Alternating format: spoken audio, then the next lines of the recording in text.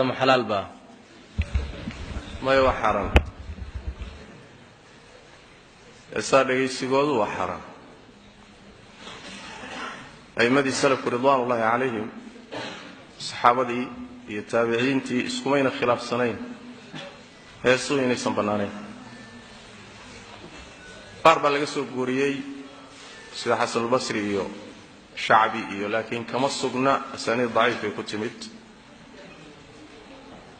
quraanka kariimka aayad kamid ah u dilashadeen culimadii salaf ridwanullahi alayhim heeso inay sanbanaanayn حكمه قول الله تبارك وتعالى ومن الناس من يشتري لهو الحديث ليضل عن سبيل الله dadka waxa kamida qaar iibsanaya لهو الحديث sheekada mideeda lagu daaho yani maaweelo waqtiga lagu lumiyo la isku mashquuliyo sheeka noocaas oo kala dadka qaar ba qaadanayo iibsanay si ay jidka Ilaahay dadka uga lumiyaan sheekadaasi lagu daahayo ee waqtiga la isaga luminayo ee la isku mashquulinayo culimadii salafku waxay ku fasireen heesaha عبد الله بن مسعود رضي الله تعالى عنه وارضاه انت انا قارن حديث النبي صلى الله عليه وسلم بمعناها تلماميو هيسو اني سنبنانين صحيح البخاري حديث كسوغان من حديث ابي عامر او ابي مالك الاشعري اي النبي صلى الله عليه وسلم لا يكونن من امتي اقوام يستحلون الحر والحرير والخمر والمعازف امضى waxa kamid noqon doona dad xalaashan doona فرجيغا iyo zinada xalaashan doona xariirta xalaashan doona khamrada xalaashan doona macaazifta qalabka la qaraaco ee heesaha loo qaraacay music iyo wixii la mid ah dad xalaalashado ummadayda kamid ah iimaan doona ibn Islam sallallahu waa mid hada taagan waa hadiiska sahih al-bukhari ku sugan yahay saxaabadii nabiga sallallahu alayhi wasallam abdullah ibn mas'ud oo kale waxa ka sugan inuu yiri al-ghina'u yunbitu an-nifaq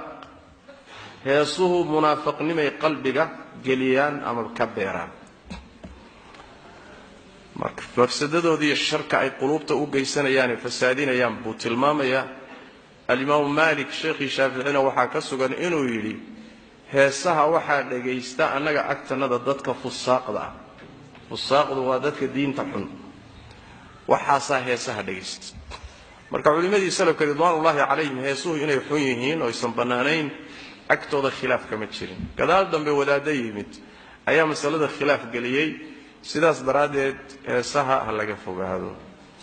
waxaad ku garanaysaa inta badan dadka heesaha dhageystay quraanku uma dhadhabo qalbi heesa galeen maantana heesa ku mashquulsan oo gabadh yar oo laaqinaysa muxuu ahay ee dhageysanay quraanki ma galaya dhadhankiisa ma helaysa wala cibaadada dhadhankeeda ma helaysa laana qalbigaagu waa wasakhaysan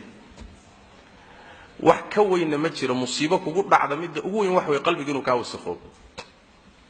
adiga madaxaad lulaysaa waad marqaansata waad tudbaysanta ya laakiin dibku ku gaaray ma la socoto wadaadada masalada baneeyay mucaasiriin ha ahaadeen ama kuwii ka horeeyayba ha noqdeen